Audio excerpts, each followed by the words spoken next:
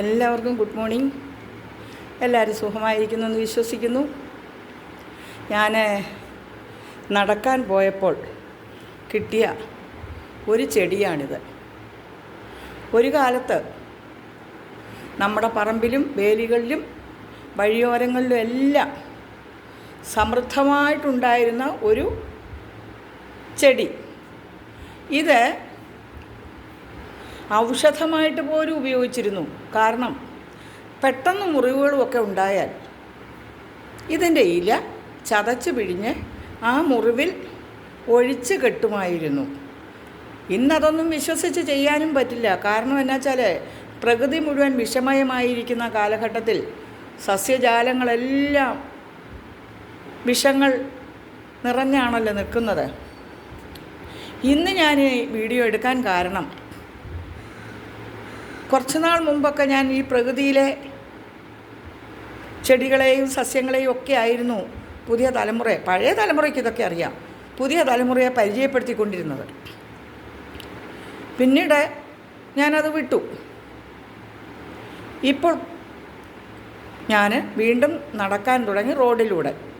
കുറച്ച് നാൾ എനിക്കിപ്പം നടക്കാൻ വയ്യാഞ്ഞുകൊണ്ട് ഞാൻ അധിക ദൂരം നടന്നിരുന്നില്ലല്ലോ.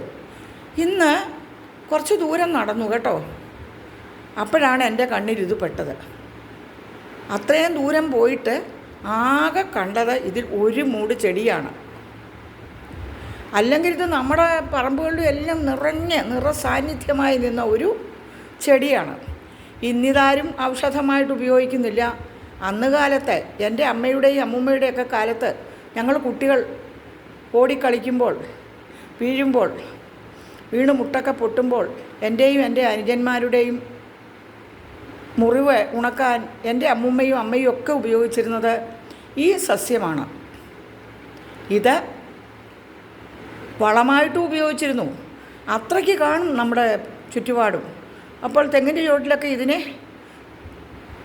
ഈ ജൂൺ ജൂലൈ മാസം മഴയാവുമ്പോൾ തെങ്ങിനൊക്കെ തടമെടുക്കുമല്ലോ.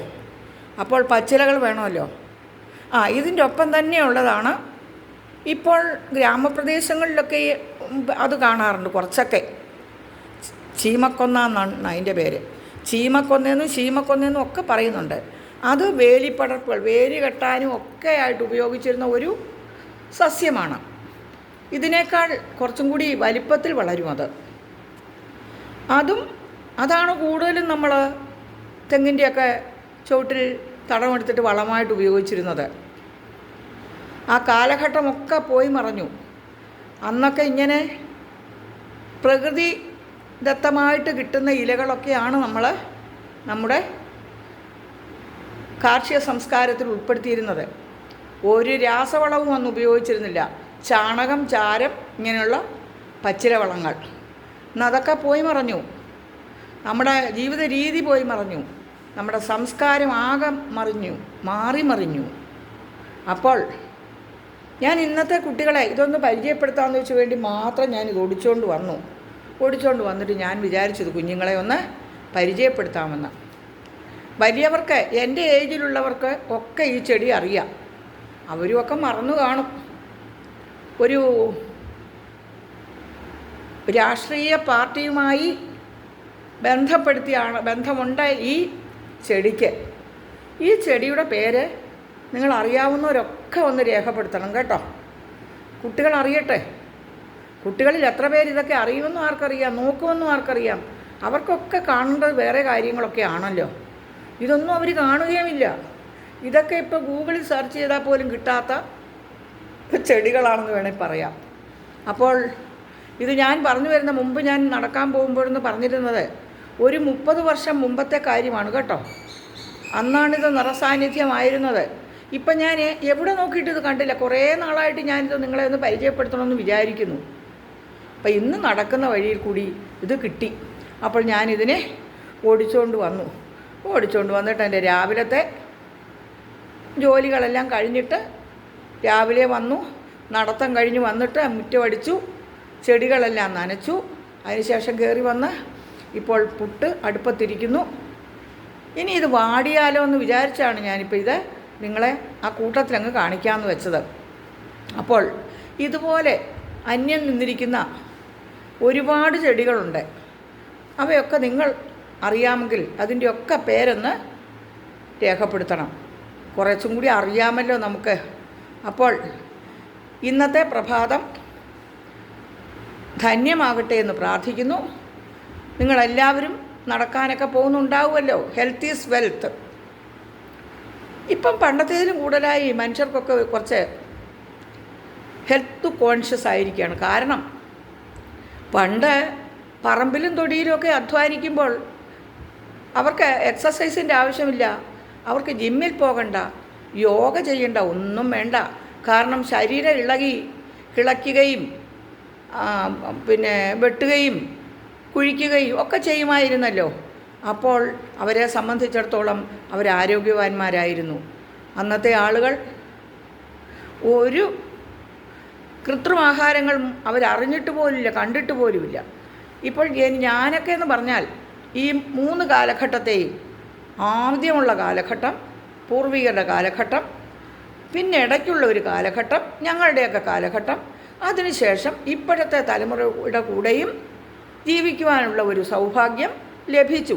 അപ്പോൾ എന്നെപ്പോലുള്ള അമ്മമാർക്കൊക്കെയാണ് ഇതൊക്കെ കൗതുകങ്ങൾ, ഇഷ്ടങ്ങൾ, ഇതിനെയൊക്കെ പരിചയപ്പെടുത്താനുള്ള ആഗ്രഹങ്ങൾ.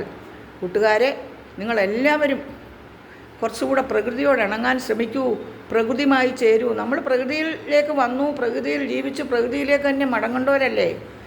ഈ നൈമിഷികമായ ജീവിതത്തിൽ എന്തിനാണ് നമ്മൾ അന്യോന്യം കുശുമ്പും സ്പർദ്ധയും പകയും ഒക്കെയായിട്ട് ജീവിക്കുന്നതിന് പകരം കുറച്ച് സ്നേഹത്തോടും കുറച്ച് സാഹോദര്യത്തോടും കുറച്ച് സഹതാപത്തോടും കൂടി ജീവിക്കുക. നമ്മുടെ പരിസരത്തുള്ളവരെക്കുറിച്ചും നമ്മുടെ സമൂഹത്തെക്കുറിച്ചും നമുക്ക് കുറച്ചൊരു സഹതാപവും സഹാനുഭൂതിയും സഹകരണവും തലോടലും ഒക്കെ വേണം. അതാണല്ലോ ജീവിതം. അപ്പോൾ ഇന്ന് ഞാൻ ഇത്രയും നിങ്ങളെ പരിചയപ്പെടുത്തിയത്. അറിയാത്ത കുട്ടികളിത് ഒരുപാടുണ്ട്. എല്ലാവരും ഇതിൻ്റെ പേരൊന്ന് കമൻറ്റ് ചെയ്യണം. അറിയാവുന്നവർ കമൻറ്റ് ചെയ്യണം. അറിയാവുന്നവർ എത്ര പേരുണ്ടെന്ന് ഞാനൊന്ന് നോക്കട്ടെ. കണ്ടോ, ഇതാണ് ആ ചെടി. ഇല്ലെങ്കിൽ ഞാൻ ഇതിൻ്റെ താഴെ ഇതിൻ്റെ പേര് രേഖപ്പെടുത്തുന്നതാണ്. നിങ്ങൾക്കെല്ലാവർക്കും നന്മകൾ മാത്രം വരട്ടെ എന്ന് ആശംസകൾ വാരി വിതറിക്കൊണ്ട് എല്ലാവർക്കും ഒരു സുദിനം നേർന്നുകൊണ്ട് ഈ സുപ്രഭാതത്തിൽ ഞാൻ എൻ്റെ ഈ വീഡിയോ നിങ്ങൾക്കായി സമർപ്പിക്കുന്നു. നിങ്ങളുടെ സരസ്വതി ടീച്ചർ, സരസ്വതി സരയു. ലോകാ സമസ്ത സുഖിനോ ഭവന്തു. ലോകത്തിലെല്ലാവർക്കും സുഖം ഉണ്ടാകട്ടെ, സമാധാനം ഉണ്ടാകട്ടെ എന്ന് പ്രാർത്ഥിക്കുന്നു. Thank you so much.